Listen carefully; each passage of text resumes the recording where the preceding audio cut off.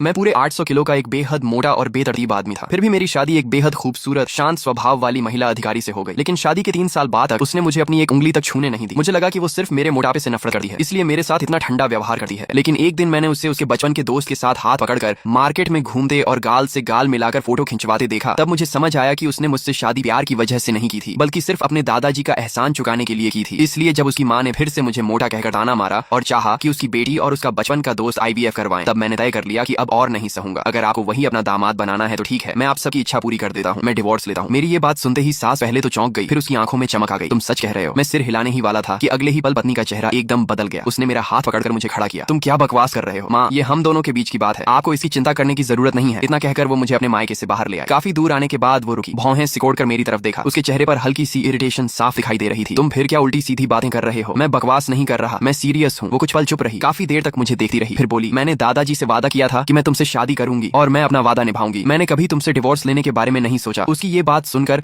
मैं कड़वी हंसी हंस पड़ा। कभी डिवोर्स नहीं सोचा? वो सच में कुछ भी कह सकती है। मुझे अच्छी तरह याद है कि पिछले जन्म में उसी ने मुझसे डिवोर्स मांगा था। बिना किसी वार्निंग के उसने नोटिफिकेशन की तरह डिवोर्स पेपर मेरे सामने रख दिया था। मैंने तुम्हें बहुत सह लिया, तुम्हारे दादाजी का एहसान भी काफी चुका दिया, अब हमारे बीच सब खत्म। पिछले जन्म में मरते दम तक मुझे समझ नहीं आया कि उसने अचानक डिवोर्स क्यों मांगा था, लेकिन इस जन्म में मैं वजह जानना भी नहीं चाहता था। मैंने उससे ज्यादा बहस नहीं की क्योंकि मैंने तारीख गिन ली थी। पिछले जन्म में जिस दिन उसने डिवोर्स मांगा था वो दिन अब ज्यादा दूर नहीं था। इस बार मैं खुशी खुशी उस डिवोर्स पेपर पर साइन कर दूंगा। उसके बाद मैं वेट लॉस करने और रेस्टोरेंट चलाकर पैसे कमाने में लग गया। 600 युएन ये वो कुल खर्च था जो इन सालों में उसने मुझ पर किया था। इसे मैं उसका एहसान मानता था। रेस्टोरेंट अच्छे से चलने लगे और जैसे ही मैं ये 600 युएन कमा लूंगा उसे वापस कर दूंगा, फिर हमारा हिसाब हमेशा के लिए बराबर हो जाएगा। मैं हर दिन इतना बिजी रहता कि पैरों को आराम तक नहीं मिलता। सुबह अंधेरा रहते ही दौड़ लगाता, फिर सीधे सब्जी मार्केट जाकर सामान खरीदा, रेस्टोरेंट लौटे ही सब्जियां धोता और तैयारी करता। ऐसे ही 2 महीने बीत गए और मेरा छोटा रेस्टोरेंट पूरे इलाके में फेमस हो गया। इतनी मेहनत से वेट लॉस भी सिर्फ एक्सरसाइज करने से कहीं ज्यादा तेजी से हुआ। 2 महीने में मेरा पूरे 50 जिन वजन कम हो गया। एक दिन रेस्टोरेंट बंद करके शाम के सूरज के साथ घर लौटा। आज कस्टमर्स बहुत ज्यादा आए थे, सारा सामान जल्दी खत्म हो गया था। मैं पसीने से तर था और पूरा शरीर चिपचिपा हो रहा था। मैं बस जल्दी से नहाना चाहता था, लेकिन जैसे ही मैंने कपड़े उतारे बांस का पर्दा अचानक बाहर से उठ गया। मैं घबरा गया और तुरंत तौलिया लपेट लिया। पीछे मुड़कर देखा तो टाइट ड्रेस पहने पत्नी से मेरी नजरें मिल गईं। मैं इतना घबरा गया कि नजरें हटाना चाहता था, लेकिन मेरी आंखें अपने आप उसी पर टिक गईं। मेरा चेहरा तुरंत गर्म हो गया। उसी समय उसकी आंखें भी फैल गईं और उनमें एक पल के लिए हैरानी और अट्रैक्शन दोनों दिखाई दिए। वो जल्दी से संभली, उसके कान लाल हो गए और वो बाहर चली गई। थोड़ी देर बाद मैं नहाकर बाहर आया, लेकिन बहुत अनकंफर्टेबल महसूस कर रहा था। मैंने आंगन में बैठे उसे देखा। आज इतनी जल्दी कैसे आ गई? ट्रेनिंग जल्दी खत्म हो गई, इतना कहकर वो चुप हो गई और बस मुझे देखती रही। उसकी नजरें बार बार मेरे शरीर पर जा रही थीं। अब मेरे चेहरे की चर्बी काफी कम हो चुकी थी और असली फेशियल फीचर्स साफ दिखाई देने लगे थे। उसने पहली बार महसूस किया कि मैं असल में काफी हैंडसम हूँ। तुम इतने पतले कैसे हो गए? रेस्टोरेंट के काम में इतना बिजी रहा कि पता ही नहीं चला कब वेट कम हो गया। अचानक हम दोनों के बीच अजीब सी खामोशी छा गई। मैंने सिर झुकाकर कहा, मैं नहा चुका हूँ, अब तुम नहा लो। उसके बाथरूम में जाने के बाद मैंने ठंडे पानी से चेहरा धोया ताकि चेहरे की गर्मी कम हो जाए। आज उसने सामान्य से काफी ज्यादा देर तक नहाया। जब तक मैं कमरे में बैठकर रेस्टोरेंट का पूरा हिसाब खत्म कर चुका तब जाकर वो बाहर आई। मैं पैसे गिनने में इतना मग्न था कि मुझे पता ही नहीं चला वो कब मेरे पीछे आकर खड़ी हो गई। तभी मेरे कानों में उसकी हल्की हंसी सुनाई दी। लगता है तुम्हारा रेस्टोरेंट काफी अच्छा चल रहा है। मैं चौंक गया और तुरंत अकाउंट बुक बंद कर दी। हाँ ठीक ठाक है, लेकिन सच तो ये था कि बिजनेस बहुत अच्छा चल रहा था। सिर्फ 2 महीने में कॉस्ट निकालने के बाद और पॉन शॉप से अपना पेंडेंट छुड़ाने के पैसे निकालकर भी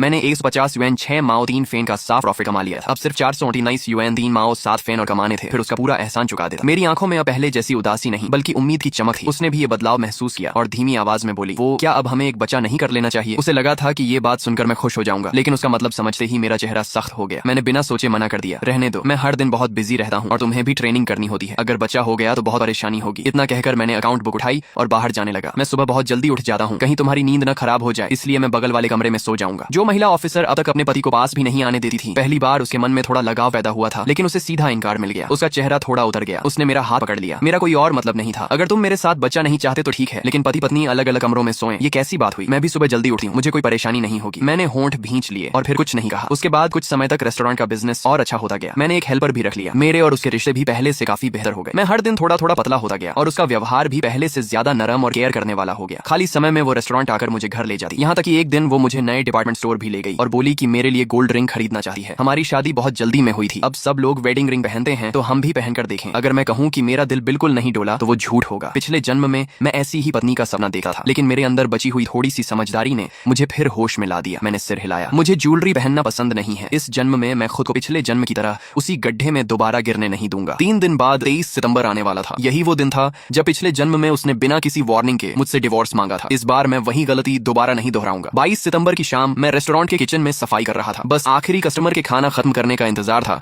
फिर शॉप बंद करने वाला था। तभी वो कस्टमर खाना खाकर उठा, लेकिन 2 कदम चलते ही अचानक बेहोश होकर गिर पड़ा। मैं घबरा गया और तुरंत स्टाफ के साथ मिलकर उसे सबसे नजदीकी हॉस्पिटल पहुंचाया। अच्छी बात यह रही कि कोई बड़ा खतरा नहीं हुआ। जब उसके फैमिली मेंबर्स आ गए और मैंने पूरी बात समझा दी, तब मैं स्टाफ से अलग होकर घर लौटने लगा। लेकिन जैसे ही मुड़ा, वहीं का वहीं रुक गया। मैंने देखा कि मेरी पत्नी का बचपन का दोस्त बिना किसी झिझक के सबके सामने उसे आधा गले लगाए हुए गायनिकोलॉजी डिपार्टमेंट से बाहर निकल रहा था। वो गायनिकोलॉजी डिपार्टमेंट में क्या करने आई थी और उसका बचपन का दोस्त यहाँ क्यों था, पता नहीं क्यों। मैं चुपचाप उनके पीछे चल पड़ा। हॉस्पिटल से बाहर तक उनका पीछा करता रहा। तभी हवा के साथ उस आदमी की आवाज मेरे कानों तक पहुंची, तुम चिंता मत करो, ये बच्चा पैदा होने के बाद उसकी जिम्मेदारी मैं उठाऊंगा। ये सुनते ही मेरा दिमाग पूरी तरह सुन्न हो गया। कानों में सिर्फ भनभनाहट रह गई। अचानक सारी बातें आपस में जुड़ गईं। तभी मुझे एहसास हुआ कि पिछले जन्म में भी लगभग इसी समय उसने मुझसे डिवोर्स मांगा था। जो बात अब समझ नहीं आई थी, आज सब साफ हो गया। पिछले जन्म में उसने डिवोर्स इसलिए मांगा था क्योंकि वो किसी दूसरे आदमी के बच्चे की मां बनने वाली थी और जल्दी से उससे शादी करना चाहती थी। मेरे सीने में दबा हुआ दर्द अचानक फूट पड़ा। मुझे लगा था कि मैंने खुद को इस दिन के लिए तैयार कर लिया है, लेकिन सच सामने आते ही ऐसा लगा जैसे मेरे ऊपर बिजली गिर गई हो। पूरे शरीर का खून जैसे जम गया। मैंने कभी नहीं सोचा था कि उसके जैसे कैरेक्टर वाली इंसान शादी के रहते ऐसा काम कर सकती है। ऐसा लगा जैसे किसी ने मेरे सीने पर जोर से हथौड़ा मार दिया हो। मैं सीधा उनके सामने गया और ठंडे चेहरे से पूछा, तुम्हारी बात का क्या मतलब है? दोनों एकदम चौंक गए। वो आदमी तुरंत उसके सामने आकर खड़ा हो गया और सख्त आवाज में बोला, जो कहना है मुझसे कहो। पत्नी ने भौहें सिकोड़ ली, तुरंत उसका हाथ पकड़ लिया और मुझे देखकर सावधानी से बोली, पहले शांत हो जाओ। उसका सिर्फ इतना सा एक्शन मेरे दिल में सुई की तरह चुभ गया। सचमुच पिछले कुछ समय से जो उसका प्यार और केयर मुझे मिल रहा था, वो सब सिर्फ दिखावा था। जब असली वक्त आया, उसके दिल में हमेशा किसी और की जगह थी। मैंने अभी कुछ किया भी नहीं था और वो पहले से ही मुझसे बचाव करने लगी थी। मैं कुछ कह पाता उससे पहले पीछे से नर्स दौड़ती हुई आई और बोली, पेशेंट के फैमिली मेंबर कौन है? आपकी रिपोर्ट यहीं छूट गई है। उसने मेरी तरफ गहरी नजर से देखा और बोली, मैं थोड़ी देर में लौटकर तुम्हें सब समझाऊंगी। इतना कहकर वो वापस अंदर चली गई। तभी वो आदमी मेरे सामने आया और हल्की मुस्कान के साथ बोला, जीजा जी सॉरी। मैं भौहें सिकोड़कर उसकी बात समझ ही रहा था कि वो अचानक एक कदम पीछे हटा और जोर से चिल्लाया, जीजा जी आपने मुझे क्यों धक्का दिया? अगले ही पल वो सीधा सीढ़ियों से नीचे लुढ़क गया। उसके सिर से बहुत सारा खून बहने लगा। मेरी सांस जैसे रुक गई। तभी अगले ही पल पत्नी की गुस्से से भरी आवाज मेरे कानों में गूंज उठी। वो दौड़कर खून में पड़े गू शुहेंग को उठाने लगी और उसे लेकर हॉस्पिटल के अंदर भाग गई। 2 घंटे बाद इमरजेंसी रूम का दरवाजा खुला। व्हाइट कोट पहने डॉक्टर बाहर आया और लंबी सांस लेकर बोला, जान को कोई खतरा नहीं है, लेकिन दिमाग में ब्लड क्लॉट है, आगे ध्यान से ऑब्जर्वेशन करना होगा। उसी समय अंदर से गू शुहेंग की आवाज भी सुनाई दी। मैं कॉरिडोर में खड़ा था। मेरा चेहरा पूरी तरह सफेद पड़ चुका था। मेरा गला भर आया था। मेरे मन में सिर्फ एक ही बात घूम रही थी, मैंने उसे धक्का नहीं दिया। लेकिन सू मेंग्याओ मेरी एक बात भी सुनने को तैयार नहीं थी। उसकी आंखें बर्फ जैसी ठंडी थी। वो मुझे घूरते हुए बोली, शेन यीफेंग, मुझे लगा था तुम बदल गए हो, लेकिन तुम आज भी वैसे ही हो। अभी शुहेंग जिस इंसान की जिम्मेदारी लेने की बात कर रहा था, वो मैं नहीं थी। उसका काफी समय पहले एक्सीडेंट की वजह से किसी और से बचा हो गया था और आगे उस बच्चे को हम दोनों मिलकर पालने वाले थे। लेकिन तुम्हारा दिल इतना निर्दयी कैसे हो सकता है कि तुमने उसे सीधे सीढ़ियों से धक्का दे दिया? उसके सिर्फ 3 वाक्य मेरे दिल पर हथौड़े की तरह गिरते रहे। मैंने मुठियां कस ली और दांत भींचकर फिर कहा, मैंने कहा ना, मैंने उसे धक्का नहीं दिया। लेकिन चाहे मैं ये बात कितनी भी बार कहता, सू मेंग्याओ की आंखों में सिर्फ ठंडापन और अविश्वास था। तभी नर्स गू शुहेंग को वार्ड से बाहर लेकर आई। सू मेंग्याओ तुरंत उसके पीछे चल दी और उसने मुझे एक नजर तक देखना जरूरी नहीं समझा। उसकी आंखों में जो ठंडापन और फैसला था, वैसा मैंने पहले कभी नहीं देखा था। मैं वहीं जड़ होकर खड़ा रह गया। मेरे दिमाग में बस यही सवाल घूमता रहा कि आखिर मैंने उससे प्यार ही क्यों किया था। घर लौटकर मैं पूरी रात ड्राइंग रूम में चुपचाप बैठा रहा। मेरी आंखों में बिल्कुल नींद नहीं आई। उस दौर में कहीं भी सीसीटीवी नहीं था, इसलिए कोई भी मेरी बेगुनाही साबित नहीं कर सकता था। बाहर पूरी तरह सुबह होने के बाद ही मैं उठा, मुंह धोया और जल्दी जल्दी रेस्टोरेंट के लिए निकल गया। चाहे कुछ भी हो, रेस्टोरेंट तो खोलना ही था। लेकिन मैंने कभी नहीं सोचा था कि उसी दिन गू शुहेंग की मां लोगों को लेकर सीधे मेरे रेस्टोरेंट पर आ धमकेगी और सब कुछ तोड़ फोड़ देगी। वो जमीन पर बैठ गई और जोर जोर से चिल्लाने लगी, ये मोटा आदमी एक मर्डरर है, इसने मेरे बेटे को लगभग मार ही डाला था। ऐसे आदमी के रेस्टोरेंट का खाना खाने की हिम्मत तुम लोगों में कैसे है? अगर इसका मूड खराब हो गया तो पता नहीं कब चाकू उठाकर किसी को मार डाले। उसकी बात सुनते ही सारे कस्टमर्स डर कर भाग गए। उसके बाद कोई भी मेरे रेस्टोरेंट में खाना खाने नहीं आया। जिस रेस्टोरेंट को मैंने दिन रात मेहनत करके खड़ा किया था, वो एक ही रात में ऐसी जगह बन गया जिससे हर कोई दूर भागने लगा। मैंने स्टाफ को सैलरी देकर घर भेज दिया और अकेले ही टूटी फूटी शॉप को साफ किया। फिर थके हुए शरीर को घसीटे हुए घर पहुंचा। सू मेंग्याओ पहले से डाइनिंग टेबल पर बैठी मेरा इंतजार कर रही थी। उसने काफी देर तक ठंडी नजरों से मुझे देखा और फिर पहला वाक्य यही कहा, सब लोग चले गए? फिर उसने शांत आवाज में कहा, पहले तुमने डिवोर्स की बात की थी, अब मैं मान गई हूँ। अपना मैरिज सर्टिफिकेट ले आओ, कल सुबह हम दोनों आर्मी में जाकर डिवोर्स रिपोर्ट जमा करेंगे। इतना कहकर उसने मेरे सामने डिवोर्स एप्लीकेशन रख दी। मेरी सांस हल्की सी रुक गई। उस पेपर पर लिखे बड़े बड़े शब्दों को देखकर भी इस बार मेरे दिल में ज्यादा हलचल नहीं हुई। पिछले जन्म की वही डिवोर्स एप्लीकेशन आखिर इस जन्म में भी मेरे सामने आ ही गई। मैं खुद पर हल्का सा मुस्कुराया, शायद यही होना था। जिस दिन मैं दोबारा जन्म लेकर लौटा था, उसी दिन मैंने उसे छोड़ने का फैसला कर लिया था। काफी देर बाद मैंने शांत होकर सिर हिलाया। ठीक है, मेरी इतनी आसानी से हामी भरने पर सू मेंग्याओ की आंखों में हैरानी की एक झलक दिखाई दी। शायद उसने कभी नहीं सोचा था कि मैं इतनी आसानी से मान जाऊंगा। अगली सुबह हम दोनों तय समय पर आर्मी ऑफिस पहुंचे और डिवोर्स रिपोर्ट जमा कर दी। पिछले जन्म की तरह इस बार कोई मुश्किल नहीं हुई। डिवोर्स सर्टिफिकेट उम्मीद से भी ज्यादा आसानी से बन गया। रजिस्ट्रेशन ऑफिस से बाहर निकलते ही सू मेंग्याओ ने मेरी तरफ देखकर कहा, फैमिली क्वार्टर वाला घर तुम ही रख लो, मैं बाहर शिफ्ट हो जाऊंगी। मैंने हाथ में पिछले जन्म जैसा ही डिवोर्स सर्टिफिकेट पकड़ा हुआ था। मैंने सिर हिलाकर कहा, नहीं, अब मैं वहां नहीं रहूंगा। मैं अब तुम्हारा फैमिली मेंबर नहीं हूँ, इसलिए तुम्हारे घर में रहने का कोई हक भी नहीं है। सू मेंग्याओ ने भौहें सिकोड़कर पूछा, फिर तुम कहाँ जाओगे? मैंने बिना झिझक जवाब दिया, गांव वापस। इतना कहकर मैं भारी कदमों से वहां से चला गया। गू शुहेंग की मां ने रेस्टोरेंट की ऐसी हालत कर दी थी कि उसे चलाना नामुमकिन हो गया था, इसलिए मुझे उसे बंद करना पड़ा। आखिर में मेरी हालत भी पिछले जन्म से ज्यादा अच्छी नहीं निकली। पहले मेरा इरादा बस स्टेशन जाकर गांव की टिकट खरीदने का था, लेकिन जब मैं रेलवे स्टेशन के पास से गुजरा तो अचानक मुझे लू जियान की याद आ गई, जिसने कुछ समय पहले मुझे नर्स सिटी में काम और डेवलपमेंट का मौका दिया था। गांव लौटकर पिछले जन्म की तरह बेकार जिंदगी बिताने से अच्छा था कि मैं एक नई जगह जाकर नई शुरुआत करूं, जहां कोई मुझे जानता तक ना हो। मैं वापस फैमिली क्वार्टर लौटा, लू जियान का कॉन्टैक्ट ध्यान से संभाल कर रख लिया, फिर अकाउंट बुक निकालकर सारे पैसे गिने। रेस्टोरेंट से मैंने कुल 670 युएन, 8 माओ 6 फेन कमाए थे। इनमें से 600 युएन सू मंग्याओ को लौटाने के लिए काफी थे और बचे हुए करीब 70 युएन से मैं नर्स सिटी की ट्रेन टिकट खरीद सका था। अब मेरा वेट पहले से काफी कम हो चुका था, इसलिए सामान बांधते समय मैं सिर्फ वही कपड़े साथ ले गया जो अब मुझे फिट आते थे। बाकी सारे कपड़े बांधकर स्क्रैप में बेच दिए, जिससे 10 युएन और मिल गए। आखिर में मेरा सामान इतना कम बचा कि एक ही बैग में सब आ गया। बैग उठाकर जब मैं कमरे से बाहर निकला तो आखिरी बार पूरे आंगन को देखा। पिछले जन्म में मैं सोचता था कि यही मेरा हमेशा का घर होगा। डिवोर्स के बाद भी मैं वहां से जाना नहीं चाहता था और आखिर में सू मेंग्याओ ने मुझे और मेरे सामान को बाहर निकलवा दिया था। लेकिन इस जन्म में उसने खुद घर मुझे देने की बात कही। फिर भी अब मुझे वहां किसी चीज से कोई लगाव नहीं था। मैंने फैमिली क्वार्टर की चाबी, 3 साल की शादी के दौरान हुए खर्च का अकाउंट बुक और कपड़े में लपेटे हुए पूरे 600 युएन डाइनिंग टेबल पर रख दिए। फिर अपना बैग उठाया और बिना पीछे देखे नर्स सिटी जाने वाली ट्रेन में बैठ गया। पिछले जन्म और इस जन्म दोनों का हर रिश्ता और हर हिसाब आज से हमेशा के लिए खत्म हो गया। अब हमारी कभी मुलाकात नहीं होगी। उसी समय हॉस्पिटल के वार्ड में सू मेंग्याओ गंभीर चेहरे के साथ फल लेकर गू शुहेंग के कमरे की तरफ जा रही थी। जैसे ही वो दरवाजे तक पहुंची, आधा खुले दरवाजे के अंदर से गू शुहेंग और उसकी माँ की बातचीत सुनाई दी। उसकी माँ हंसते हुए बोली, इस बार मेंग्याओ का उस मोटे आदमी से डिवोर्स तो पक्का हो गया होगा ना? गू शुहेंग भी मुस्कुराते हुए बोला, बिल्कुल। आखिर मैंने बेकार थोड़ी ही शराब पीकर किसी दूसरी औरत के साथ सोने और बचा होने वाली कहानी बनाई थी। फिर उसे बहाना बनाकर चेकअप रिपोर्ट लेने बुलाया और उस मोटे आदमी पर मुझे सीढ़ियों से धक्का देने का झूठा इल्जाम लगा दिया। मेंग्याओ खुद कह चुकी है कि डिवोर्स के बाद वो मुझसे शादी करेगी। इसे वो मेरे लिए कॉम्पेंसेशन मानेगी। उनकी हर बात सू मेंग्याओ के कानों में साफ साफ पड़ रही थी। उसने कभी सपने में भी नहीं सोचा था कि झूठ बोलने वाला इंसान वही होगा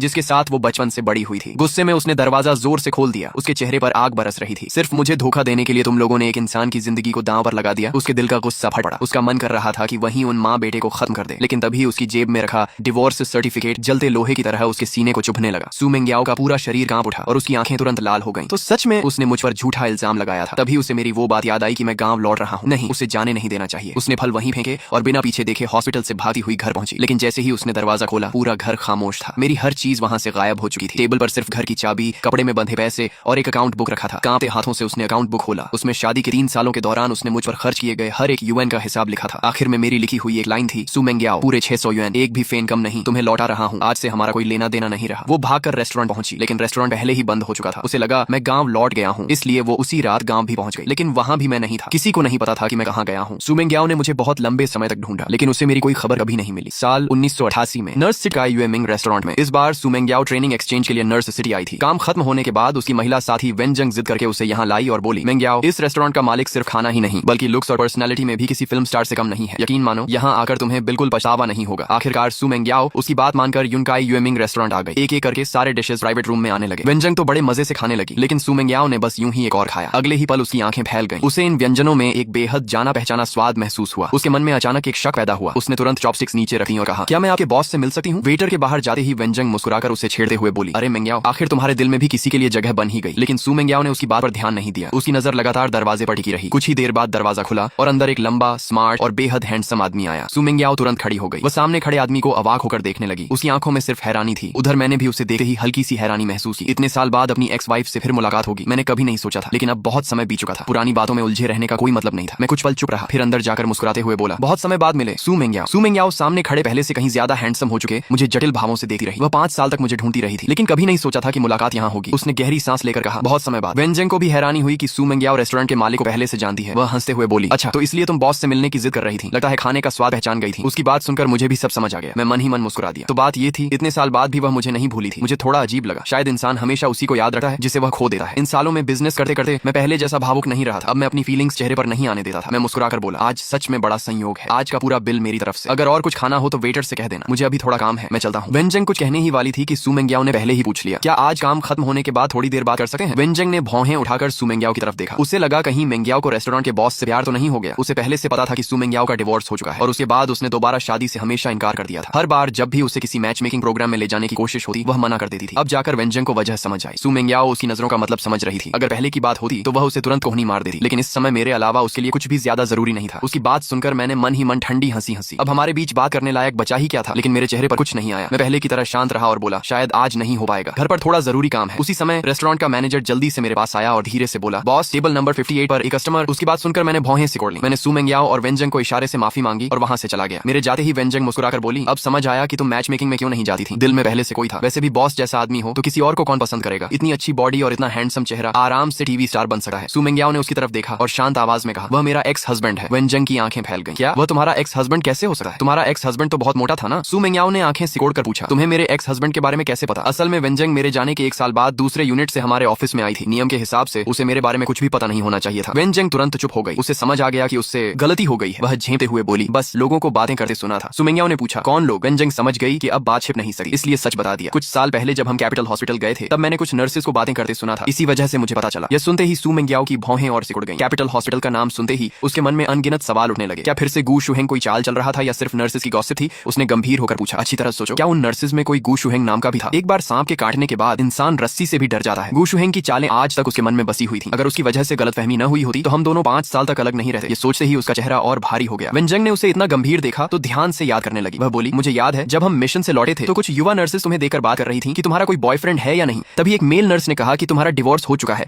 उसने यह भी कहा कि तुम्हारा पहला पति बहुत आलसी था, सिर्फ खाने का शौकीन था, बहुत मोटा था, उसका स्वभाव भी खराब था, उसने जबरदस्ती तुमसे शादी की थी और उसका कैरेक्टर भी खराब था। आगे की बात कहते कहते वेनजंग ने देखा कि सू मेंग्याओ का चेहरा गुस्से से काला पड़ चुका है, इसलिए वह चुप हो गई। सू मेंग्याओ इन झूठी बातों से बेहद गुस्से में आ गई। उसने कुछ देर गहरी सांस ली, फिर सख्त आवाज में बोली, यह सब सरासर झूठ है। वह बिल्कुल ऐसा इंसान नहीं था। शादी मैंने अपनी मर्जी से की थी। हाँ, उस समय वह थोड़ा जल्दबाज था, लेकिन वह कभी भी वैसा इंसान नहीं था जैसा लोग बताते हैं। वेनजंग ने भी सिर हिलाया। उसे भी लगा कि वह मेल नर्स पूरी तरह झूठ फैला रहा था। अभी जिस रेस्टोरेंट के मालिक को उन्होंने देखा था उसका उन नर्सेस की बातों में बताए गए मेंग्याओ के एक्स हस्बैंड से कोई मेल ही नहीं था। वेनजंग के मन में ऐसा लगा जैसे किसी ने उसे धोखा दिया हो और वह गुस्से से भर उठी। वह बोली, वह मेल नर्स सच में बहुत घटिया इंसान है। उसने जानबूझकर तुम्हारे एक्स हस्बैंड की इमेज खराब की थी। सू मेंग्याओ ने उसकी तरफ तिरछी नजर से देखा और बोली, अगली बार जब कैपिटल हॉस्पिटल जाओ तो मुझे उसे पहचान कर जरूर दिखाना। मैं भी देखना चाहती हूँ कि कहीं फिर से गू शुहेंग ही कोई चाल तो नहीं चल रहा। वेनजंग ने तुरंत कहा, मेरी मेमोरी बहुत अच्छी है, मैं उसे जरूर पहचान लूंगी। सू मेंग्याओ सामने रखे पूरे खाने को देखती रही। उसका बिल्कुल भी खाने का मन नहीं था, लेकिन क्योंकि यह खाना मेरे हाथों का बना हुआ था उसने फिर से बोल उठाया और खाना शुरू कर दिया। खाना खाते खाते उसने वेटर को बुलाकर मेरे पिछले कुछ सालों की बातें भी पूछी। खाना खत्म होने के बाद उसने वेनजंग से पहले वापस जाने को कहा। वेनजंग ने मुस्कुराकर उसे ऐसा लुक दिया जैसे सब समझ गई हो, फिर रेस्टोरेंट से चली गई। उधर सू मेंग्याओ रेस्टोरेंट के बाहर ही खड़ी होकर मेरा इंतजार करने लगी। मैंने टेबल नंबर 58 वाले कस्टमर का मामला निपटाया, फिर रेस्टोरेंट मैनेजर को ऑफिस में बुलाकर कुछ जरूरी बातें समझाई। मैनेजर के बाहर जाने के बाद कैशियर ने दरवाजा खटखटाकर कहा, बॉस, बाहर एक महिला अधिकारी काफी देर से खड़ी है, उनकी वजह से कस्टमर्स अंदर आने में हिचक रहे हैं, क्या उन्हें वहां से जाने के लिए कह दूं? मैंने हल्का सा सिर पकड़ लिया। मुझे पहले से पता था कि वह कौन है। मैंने हाथ हिलाकर कहा, रहने दो। कैशियर के जाने के बाद पूरे ऑफिस में सिर्फ मैं अकेला रह गया। मैं कुर्सी पर पीछे टिक गया और उंगलियों से आर्मरेस्ट पर हल्के हल्के टैप करने लगा। मैं खुद भी समझ नहीं पा रहा था कि सू मेंग्याओ के लिए मेरे मन में आखिर क्या बचा है। हमारे डिवोर्स को इतने साल हो चुके थे, लेकिन उसके अचानक सामने आ जाने से मेरा शांत मन फिर से बेचैन हो गया था। जैसे ही पुरानी बातें याद आती मेरा सिर दर्द करने लगा। लेकिन एक बात आई थी, मैं अपनी आज की शांत जिंदगी दोबारा बर्बाद नहीं होने देना चाहता था। लेकिन अगर वह यूं ही बाहर खड़ी रही तो भी बात नहीं बनेगी। मैं उसे अच्छी तरह जानता था। जिस बात का वह फैसला कर लेती उसे पूरा करके ही मानती थी। अगर आज नहीं मिली तो कल फिर आ जाएगी। आखिर उसे हमेशा के लिए कैसे दूर भेजूं? मैंने माथे पर हाथ रखा और परेशान होकर सोचने लगा। तभी मेरी नजर टेबल पर रखे मोटोरोला फोन पर पड़ी और अचानक मेरे दिमाग में एक आइडिया आया। उधर सू मेंग्याओ काफी देर तक रेस्टोरेंट के बाहर मेरा इंतजार करती रही। जब उसने मुझे बाहर आते देखा तो वह सीधी होकर मेरी तरफ बढ़ी, लेकिन अगले ही पल उसके कदम रुक गए। उसकी आंखें सामने ही जम गईं और उसकी मुट्ठियां कस गईं। उसने देखा कि मैं मुस्कुराते हुए एक बेहद खूबसूरत और शांत स्वभाव वाली युवा लड़की की तरफ बढ़ा। मैंने हंसते हुए उसका हाथ पकड़ लिया और प्यार से कहा, टैंग टैंग, तुम बिल्कुल टाइम पर आई हो, बताओ आज कहाँ घूमने चलें? वह लड़की भी मुस्कुराकर मेरे हाथ से बैग लेते हुए बोली, चलो मैं तुम्हें नर्स सिटी के नए मॉल में घुमाती हूँ। सू मेंग्याओ वहीं खड़ी हमें हंसते बात करते दूर जाते हुए देखती रह गई। उसके मुंह में कड़वाहट भर गई। उसने मन ही मन सोचा तो अब उसकी जिंदगी में कोई और आ चुकी है। उसकी आंखों की चमक बुझ गई और वह उदास होकर वहां से चली गई। लेकिन उसे क्या पता था कि उसके जाते ही रेस्टोरेंट के कैशियर ने तुरंत काउंटर पर रखे लैंडलाइन से मुझे फोन किया और बोला, बॉस वह चली गई। ये सुनते ही मैंने राहत की सांस ली और तुरंत उस लड़की का हाथ छोड़ दिया। मैंने कहा, ठीक है समझ गया, तुम अपना काम करो। फोन रखते ही लड़की ने नाराज होकर मेरी तरफ देखा और बोली, पता है तुम्हारी इस हरकत को क्या कहते हैं? काम निकलते ही पहचानना बंद कर देना। मैंने उसकी तरफ देखा, मोटोरोला पॉकेट में रखा और मुस्कुरा कर कहा, कैसी बातें कर रही हो? मैंने तो तुम्हें शुरू से ही एक ड्रामा करने के लिए बुलाया था। वह लड़की लू जीवन की भतीजी लू टंगटांग थी। कुछ समय पहले ही वह विदेश से वापस आई थी। लू जीवन ने मुझसे कहा था कि कुछ दिनों तक उसका ख्याल रखूं। लू टंगटांग ने मुस्कुराना बंद किया, भौहें उठाई और बोली, तो वह औरत तुम्हारी एक्स वाइफ थी? मुझे तो वह कुछ खास नहीं लगी। मैंने मुस्कुराकर कहा, ठीक है, आज मेरी हेल्प करने के लिए थैंक्स। अगली बार मैं तुम्हें खाना खिलाऊंगा। अब मुझे थोड़ा काम है, मैं चलता हूँ। इतना कहकर मैं मुड़ने लगा, लेकिन लू टंगटांग मुस्कुराते हुए फिर मेरे पास आ गई और उम्मीद भरी नजरों से बोली, तो क्या मैं कभी तुम्हारे हाथ का बनाया खाना खा सकती हूँ? मैंने बिना सोचे कहा, बिल्कुल। वह तुरंत खुश होकर बोली, तो अभी? मैं एक पल के लिए रुक गया और बेबस होकर उसकी तरफ देखने लगा। मेरा चेहरा देखकर वह जल्दी से बोली, ठीक है, तो कल मैं बिल्कुल फ्री हूँ। मैंने सिर हिलाया, ठीक है, कल यूनकाई यूएमिंग रेस्टोरेंट में मिलते हैं। लू टंगटांग की आंखों में हल्की सी निराशा झलक गई। उसे लगा था कि मैं उसे अपने घर बुलाऊंगा, लेकिन उसने ज्यादा जिद नहीं की। उसे डर था कि कहीं मैं मना न कर दूं, इसलिए उसने मुस्कुराकर हाथ हिलाया और बोली, ठीक है, कल मिलते हैं, बाय। उससे विदा लेकर मैं नर्स सिटी वाले अपने घर लौट आया। इन सालों में मैंने नर्स सिटी में 10 से ज्यादा ब्रांचेस खोल ली थी। बेशक इसमें लू जीवान ने मेरी काफी मदद की थी। अब मैंने अच्छी खासी प्रॉपर्टी बना ली थी और यहाँ एक घर खरीदना मेरे लिए कोई मुश्किल बात नहीं थी। नहाकर मैं सोफा पर बैठ गया और फोन खोलकर वर्क मैसेजेस देखने लगा। तभी मेरी नजर एक नए मैसेज पर पड़ी और मेरी भौहें सिकुड़ गईं। मैसेज में लिखा था, बॉस शेन, क्या कल शाम आप ग्वांगयू बिल्डिंग की टॉप फ्लोर पर बने रिवॉल्विंग रेस्टोरेंट में मेरे साथ डिनर करने का सम्मान देंगे? आपकी महिला बिजनेस पार्टनर जंग लाओ।